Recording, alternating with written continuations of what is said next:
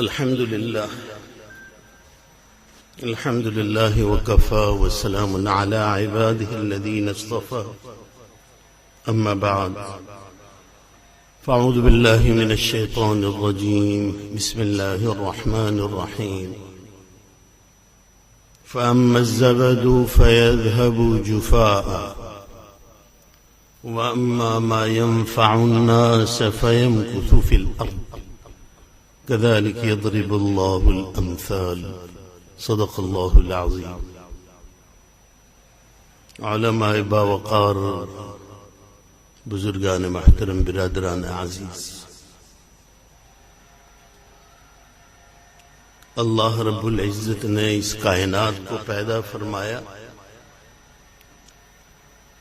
اور اس میں اپنی بہت سی سنتوں کو، اپنے بہت سے طریقوں کو، سادہ لفظوں میں بہت سے رولز اور قانون نافذ کیے، جانداروں کے لیے بھی، بے جان چیزوں کے لیے بھی۔ اب کوئی چیز فضا میں اوپر کی طرف ڈالیں گے وہ نیچے آئے گی، یہ قانون ہے۔ پانی اپنی سطح برقرار رکھتا ہے، اب بکیٹ میں پانی بھر دیں، اب پیالے میں پانی بھریں، اب پلیٹ میں پانی بھریں، ہر جگہ پر پانی اپنی سطح کو برقرار رکھتا ہے۔ تو یہ قانون غیر ذی روح کے ساتھ بھی ہے اور ذی روح کے متعلق، انسانوں کے متعلق بھی اللہ کے قانون ہے، مسلمانوں کے متعلق بھی ہے، غیر مسلم۔ ایک قانون میں نے ابھی پڑھا آپ کے سامنے، اللہ کی ایک سنت، اور سنتوں کو جاننے سے اللہ بہت ساری چیزیں زندگی گزارنا آسان ہو جاتا ہے آدمی، اور بہت سی سنن ہے اللہ، وہ تلاش سے معلوم ہو سکتی ہے۔ اللہ کی ایک سنت ہے، لقد خلقنا الانسان فی کبد، ہم نے انسان کو تکلیف میں پیدا کیا۔ کوئی واحد فرد آپ دنیا کا ایسا نہیں بتا سکتے معلوم تاریخ میں پوری کہ جو یہ دعویٰ کر سکے کہ مجھے کوئی تکلیف نہیں۔ وہ تکلیف سے نکلا ہے، بھوک اور پیاس، یہ دونوں تکلیف ہی تو ہے۔ اور علماء نے لکھا ہے کہ شہوت، جنسی شہوت بھی ایک تکلیف ہے۔ تو اگرچہ سارے حیوانات ان مراحل سے گزرتے ہیں، گائے کو بھی اور بھینس کو بھی یہ مرحلہ درپیش ہے کہ وہ بھی مشقت میں ہے، لیکن انسان کا تذکرہ فرمایا، خاص اس وجہ سے مفسرین نے لکھا ہے کہ شعور جس قدر اونچا اور زیادہ ہوگا، تکلیف اس قدر زیادہ محسوس ہوتی ہے، اور انسان کا شعور سب سے زیادہ۔ ایک سنت اللہ کی، فرمایا تلک الایام نداولها بین الناس، یہ دنوں کو ہم عدلتے بدلتے رہتے ہیں لوگوں کے درمیان۔ اب انسانی معلوم تاریخ اٹھا کر کہ کوئی ایسی سپر پاور ہو جو اب تک ہوتی، ابھی تک باقی ہو۔ میں جس وقت یہاں لیسٹر پہنچا تھا تو بعض لوگوں کا مالی اعتبار سے ان کا طوطی بولتا تھا، بہت مشہور تھے، نہیں ہے۔ اللہ بدلتے ہیں، حالات بدلتے ہیں۔ اسی طریقے سے جس سنت کو اس میں بیان کیا، جس آیت کو میں نے پڑھا ہے، فَأَمَّا الزَّبَدُ فَيَذْهَبُ جُفَاءً وَأَمَّا مَا يَنْفَعُ النَّاسَ فَيَمْكُثُ فِي الْأَرْضِ، یہ سنت ہے اللہ کی۔ کیا ہے وہ؟ اس کا مطلب ترجمہ یہ ہے کہ پانی پر جو جھاگ اٹھتا ہے وہ جھاگ تو ختم ہو جاتا ہے، لیکن اس کے نیچے جو نفع بخش چیز ہے یعنی پانی، وہ باقی رہتا ہے۔ ہمارے ہاں تو سروائیول اور فٹیسٹ ہے یہ لوگ، لیکن قرآن ہمیں کہتا ہے نفع بخش چیز باقی رہے۔ کوئی نافع اگر ہے تو اس کے مقدر میں پھلنا، پھولنا، ترقی پانا، محبوبیت حاصل کرنا، یہ ساری چیزیں موجود ہیں۔ تاریخ اٹھا کے دیکھیں، جہاں نافع ہوگا لوگ دوڑ کر جائیں گے، نفع پہنچانے والے۔ حضرت مولانا ذرا معاف کرنا، کتنے بجے تک کہ مجھے ذرا بتائیے تاکہ کوئی وقت آپ کے ذہن میں ہے۔ اچھا، حضرت مولانا یعقوب صاحب، حضرت شاہ یعقوب صاحب مجددی رحمت اللہ علیہ بہت بڑے بزرگ گزرے ہیں، اور گہرے مضامین ڈیپ اس کو مثالوں کے ذریعے سے واضح کرنے میں گویا وہ مثالوں کے بادشاہ تھے، ایسی مثالیں دیتے تھے۔ آپ کے سامنے نواب صاحب بیٹھے ہوئے تھے، ایک نواب صاحب نے آ کر شکایت کی کہ حضرت میں نے میرے محلے کے اندر ایک بہت خوبصورت ساری سہولتوں سے آراستہ مسجد بنائی، محلے والے نہیں آ رہے، متوجہ نہیں۔ تو حضرت نے جواب دیا کہ جو اس کا مین گیٹ اور دروازہ اسے بند کرو تو ختم مسئلہ۔ نواب صاحب بھی سوچنے لگے، حضرت کی بعض باتیں امتحان ہو جاتی تھی آدمی کے لیے۔ نواب صاحب نے کہا حضرت آپ تو ایک اور الٹا علاج بیان فرما رہے ہیں، پھر تو کوئی نہیں آئے گا۔ کہا کہ میری بات پوری نہیں ہوئی ہے، میری بات پوری نہیں ہوئی ابھی۔ ایسا کرو، ایک شخص کو اندر بٹھا دو اور اس کے ہاتھ میں روپوں کے گڈیاں اس کے ہاتھ میں رکھ دو، 500 روپے، 1000 روپے کی گڈیاں ہوں، اور دروازہ بند کر دو اور اعلان کر دو باہر۔ اعلان یہ کر دو کہ جو شخص مسجد میں جائے گا، ایک آدمی بیٹھا ہوا ہے پیسے تقسیم کر رہا ہے، 500 روپے کی نوٹ اور 1000 روپے کی نوٹ۔ حضرت نے فرمایا تم دیکھو گے کہ لوگ دیوار پھلانگ کر اندر پہنچیں، یا پھر نقب لگائیں گے، سوراخ کر کے اندر جائیں گے، لیکن پہنچیں گے۔ وہ کیوں؟ اس لیے کہ لوگوں کو معلوم ہے روپے کا کیا نفع ہے اور روپے سے کیا فائدہ ہوگا۔ آپ نے محلے والوں کو یہ نہیں بتایا کہ نماز سے دنیاوی اور اخروی کیا فائدے ہوتے۔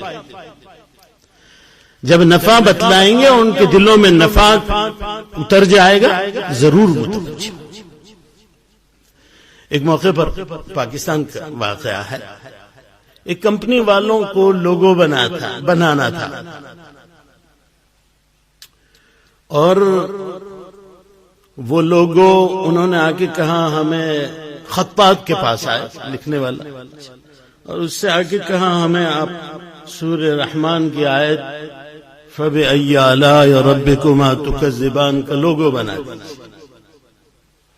خطاط گئے اندر، یہ یہیں بیٹھے ہوئے تھے، ایک اجرت بھی طے ہو گئی کہ اتنے روپے لوں گا میں، یہ راضی بھی ہو گئے کمپنی والے بیٹھے ہوئے ہیں آگے، یہ جناب جا کر کچھ ہی منٹوں میں آ گئے، آپ کا لوگو تیار۔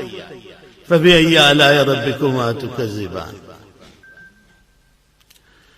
تو انہوں نے کہا، کمپنی والوں نے آپس میں باتیں کی، انہوں نے 2-3 منٹ میں یہ کام کر دیا اور اجرت بہت زیادہ ہے، تو ان سے کہا کہ اجرت کم کر دیجئے، آپ نے تو کوئی زیادہ محنت نہیں کی اس میں۔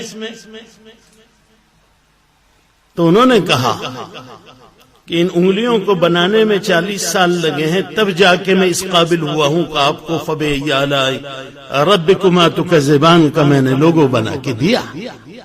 میں عرض یہ کر رہا تھا کہ منہ مانگی اجرت دینی پڑی، کیونکہ نفع وہاں سے مل رہا تھا، کہیں اور نہیں تھا۔ نفع بخش۔ لکھنؤ کا واقعہ، جب بھارت آزاد ہوا انگریزوں کے تسلط سے، تو اس وقت وہاں پر ایک ڈاکٹر تھے بہت مشہور، ماہر حاذق ڈاکٹر، بعض خاص مہلک بیماریوں کی، مسلمان بھی آتے تھے، ہندو بھی آتے۔ جب پاکستان بنا، لوگ جانے لگے، تو ان ڈاکٹر صاحب کو دیکھ کر ایک ہندو بزنس مین نے کہا ڈاکٹر صاحب آپ نہیں گئے؟ بس ڈاکٹر صاحب نے سن لیا ہاں میں نہیں گیا، میں نے یہاں رہنے کا ارادہ کر لیا۔ کچھ عرصے کے بعد اس ہندو تاجر کو بہت مہلک بیماری لاحق ہوئی۔ اسے معلوم تھا کہ اس بیماری کا علاج فلاں ڈاکٹر کے پاس، جو مسلمان وہی ڈاکٹر۔ وہ آیا وہاں پر، ڈاکٹر صاحب علاج کیجیے۔ ڈاکٹر صاحب نے کہا اگر میں پاکستان چلا گیا ہوتا تو آپ کا علاج کون کرتا؟ نفع دینے والی چیز لوگ اس کی طرف جاتے ہیں، ڈھونڈتے ہیں۔ اچھا، اللہ کی یہ سنت اور یہ قانون کسی نسل کے ساتھ نہیں خاص، کسی رنگ کے ساتھ خاص نہیں۔ عربی اوباما ہے، آپ کو معلوم 1960-62 تک، مجھے جہاں تک کیا امریکہ میں ان کاروں کو ووٹ ڈالنے کا ادھیکار اور حق نہیں تھا۔ کون سا ایسا کمال دیکھا تبھی تو کہ یہ پوری ہماری قوم کے لیے نافع شخص ہے، نفع پہنچائے گا۔ محمد علی کلے آپ کو معلوم ہے، کئی بار وہ پورے چیمپئن بنے، ورلڈ چیمپئن بنے، کالے تھے لیکن اپنی قوم کے لیے، ملک کے لیے نافع تھا، انہوں نے اسے سر پر بٹھایا۔ غرض یہ ہے، میری پیغام یہ ہے آج میرے اور سب کے، کہ ہم میں سے ہر آدمی نافع بننے کی کوشش کرے، اور